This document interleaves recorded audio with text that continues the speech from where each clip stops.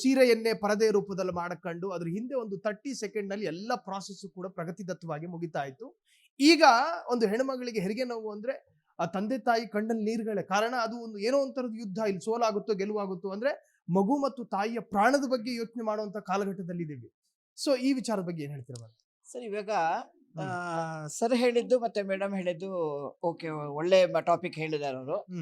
ನಾನು ಸಾಮಾಜಿಕವಾಗಿ ಹೇಳ್ಬೇಕಾದ್ರೆ ಈ ಪ್ರಸವ ಅನ್ನೋದು ಒಂದು ಒಂದು ಹೆಣ್ಣು ತಾನು ಗರ್ಭಿಣಿ ಆಗಿದ ತಕ್ಷಣನೇ ಮನೆಯಲ್ಲಿರೋ ಎಲ್ಲ ಕೆಲಸಗಳನ್ನ ಮಾಡ್ಕೊಂಡು ಹೋಗ್ಬೇಕು.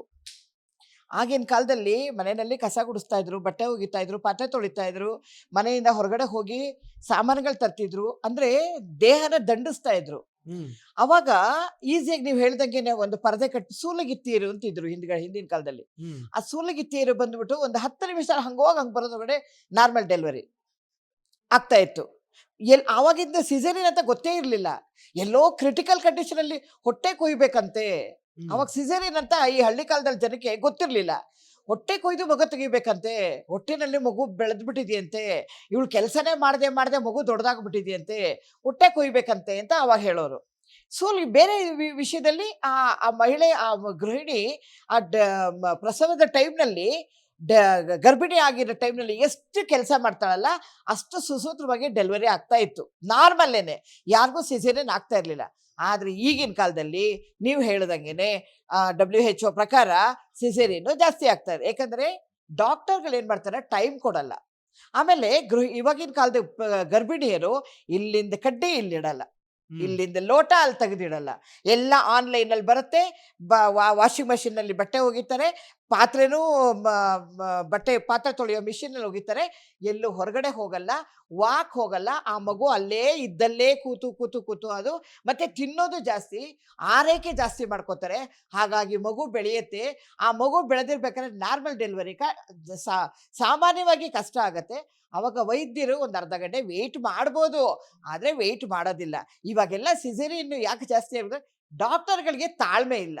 ಡಾಕ್ಟರ್ಗಳು ಏನ್ ಮಾಡ್ತಾರೆ, ಇಲ್ಲ ಮಗುನ ಕೊರಳು ಸುತ್ಕೊಂಡ್ಬಿಟ್ಟಿದೆ, ಅದೇನೋ ಆಗಿದೆ, ಮಗು ದಪ್ಪ ಆಗ್ಬಿಟ್ಟಿದೆ, ಆ ಸಿಸೇರಿಯನ್ ಆಗ್ಲೇಬೇಕು. ಆಮೇಲೆ ನಿಮ್ಮ ಇಷ್ಟ, ಸಿಸೇರಿಯನ್ ಆಗ್ಬೇಕು ಅಂತ ನಾವು ಹೇಳ್ತೀವಿ, ಅದು ಬೇಡ ಆದ್ರೆ ನಿಮ್ಮ ಇಷ್ಟ, ನಾಳೆ ಏನಾರಾದ್ರೆ ನಿಮ್ಮ ಇಷ್ಟ. ಆಮೇಲೆ ಇವಾಗ ಯಾವುದೇ ನರ್ಸಿಂಗ್ ಹೋಮ್ಗಳಿಗೋಗಿ ಪ್ಯಾಕೇಜು, ಎಲ್ಲ ಪ್ಯಾಕೇಜು 90,000, ಸ್ಪೆಷಲ್ ರೂಮು 1,20,000, ಇನ್ನೂ ಸ್ಪೆಷಲ್ ರೂಮ್ ಬೇಕಾದ್ರೆ ಇಷ್ಟು ಲಕ್ಷ ಅಂದ್ಬಿಟ್ಟು ಪ್ಯಾಕೇಜೇ ಹಾಕ್ಬಿಟ್ಟಿರ್ತಾರೆ. ಅದೇ ಬಡವರು ಹೋಗೋಕ್ಕಾಗಲ್ಲ. ಬಡವರು KC ಜನರಲ್ಲು, ವಾಣಿ ವಿಲಾಸು, ವಿಕ್ಟೋರಿಯಾ ಅಂತ ಕಡೆ ಹುಡುಕೊಂಡು ಹೋಗ್ತಾರೆ. ಬಡವರಿಗೆ ಅಷ್ಟೊಂದು ಬೇರ್ ಮಾಡೋಕ್ಕಾಗಲ್ಲ. ಈಗ ಯಾಕೆ ಅದು ನರ್ಸಿಂಗ್ ಹೋಮ್ಗಳಲ್ಲಿ ಬೋರ್ಡ್ ಹಾಕ್ತಾರೆ? ನೀವು ಬೋರ್ಡ್ ತೆಗೆದ್ಬಿಡಿ, ಸಿಸೇರಿಯನ್ ಆಗ್ಬೇಕು ಅಂದ್ರೆ ಆಗ್ಲಿ, ಮಗು ಬೆಳೆದ್ಬಿಟ್ಟಿರತ್ತೋ ಅಥವಾ ಏನೋ ಆಗಿದೆ ಏನೋ ಆಗ್ಲಿ, ಆ ಪ್ಯಾಕೇಜ್ ಅಂತ ಯಾಕೆ ಹಾಕ್ತೀರಾ? ಆಮೇಲೆ ಮಗು ಹುಟ್ಟಿದ ಮೇಲೆ, ಮಗು ಈಗ ಸಿಸೇರಿಯನ್ ಅಲ್ಲಿ ಆಯ್ತಾ, ಸಿಸೇರಿಯನ್ ಮಾಡಿ ತೆಗಿತಾರ, ಲಕ್ಷಗಟ್ಲೆ ಅಲ್ಲಿ ಬಿಲ್ ಆಗತ್ತಾ. ಆಮೇಲೆ ಮಗು ಹುಟ್ಟಿದ ತಕ್ಷಣ ಇವಾಗ ಅದೊಂದು ಕಲ್ತಿದ್ರೆ ಫೋಟೋ ಸೆಷನ್.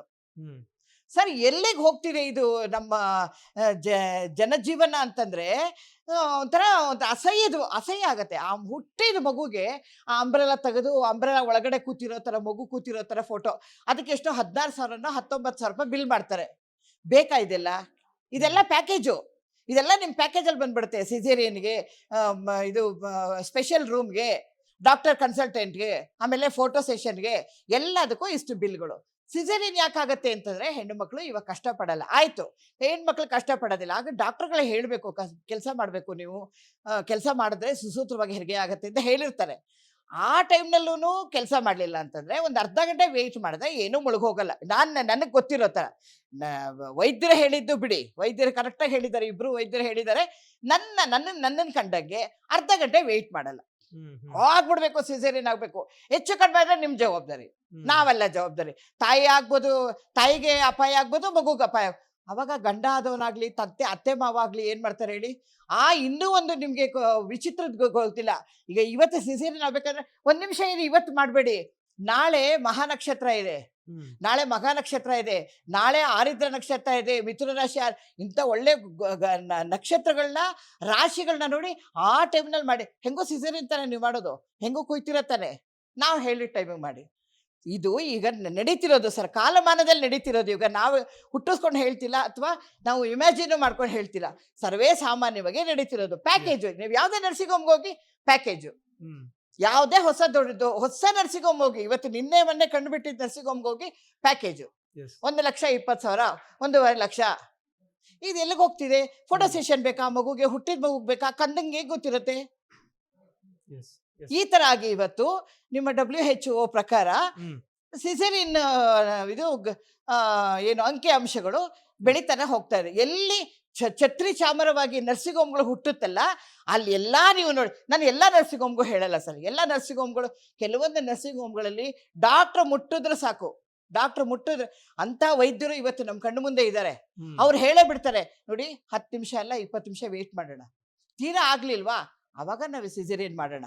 ಹ್ಮ್. ಅಂತ ವೈದ್ಯರು ನಾವು ನಮ್ಮ ಕಣ್ಣು ಮುಂದೆ ಇದ್ದಾರೆ, ನಾವಿಲ್ಲ ಅಂತೇಳಿ. ಎಲ್ಲ ಡಾಕ್ಟರ್ ಈ ಛತ್ರಿ ಚಾಮರವಾಗಿ ಈಗ ಬೆಳೀತಿರೋ ನರ್ಸಿಂಗ್ ಹೋಮ್ಗಳಲ್ಲಿ ಇದು ಪಾಠ ಆಗ್ಬಿಟ್ಟಿದೆ ಸರ್. ಇವತ್ತು ನಿಜವಾಗ್ಲೂ ಒಂಥರ ಏನು ಅಸಹ್ಯದ ಮನೋಭಾವ ಆಗ್ಬಿಡುತ್ತೆ. ಅಂತೂ ಇಂತೂ ಪ್ರೇಮ ಮೇಡಮ್ ಸ್ವಲ್ಪ ಧೈರ್ಯ ತಂದ್ಕೊಂಡ್ರು, ಹೇಳ್ಬಿಟ್ರು ಸರ್, ಸ್ಥಳ ಪರಿಜ್ಞಾನ ಏನು ನೋಡ್ಲಿಲ್ಲ ಅವರು, ಪಕ್ಕದಲ್ಲಿ ಆಂಜನೇಯಪ್ಪ ಇದ್ದಾರೆ, ಶ್ವೇತಾ ಡಾಕ್ಟರ್ ಇದ್ದಾರೆ ಅಂತ ಹೇಳಿ. ಸರ್ ನನ್ಕಿಂತ ತುಂಬಾ ಚೆನ್ನಾಗಿ ನೀವೇ ಅದನ್ನ ಕ್ವಶನ್ ಅಬ್ಸರ್ವ್ ಮಾಡ್ತಾ